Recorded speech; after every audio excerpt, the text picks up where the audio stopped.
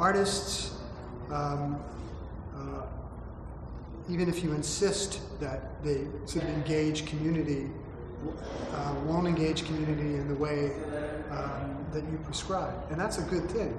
Artists don't work to people's tastes. And in fact, some of them will obstinately oppose those tastes in very direct ways, and some will mischievously move the markers when you're not looking. So, you look at a film or a performance or a painting, and you look again, and there are things there that actually change taste in a subtle way or in a very assaulting way. So by engaging the public and the world as it is, each artist has a strategy about how her work or his work functions in the world. What institutions, I think, need to do is provide the resources and the space and the encouragement for artists to fully develop their repertoire, so that they can engage the world, and so that we have this opportunity we were talking about before for the arts, and I use that very broadly, to continue to help us understand what it means to be human. And that will change, but it also connects us back to thousands of years of art, from cave paintings to now a Picasso that sells for $100 million.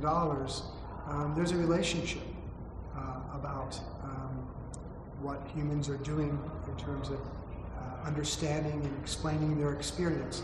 So art schools and art institutions have a really important role to play, and they need to be influential in order to play those roles well. And what that means is they model ways of moving in the world that are responsible, that are constructive and civically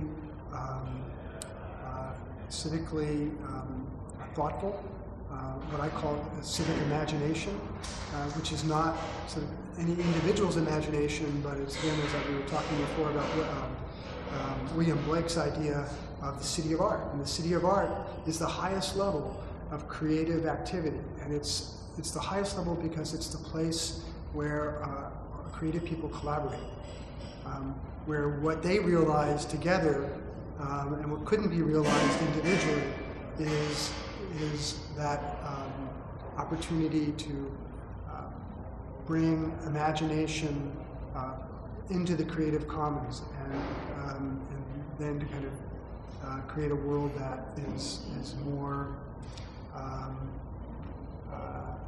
engaging the living, more alive than the living world. And I'm always struck with this idea.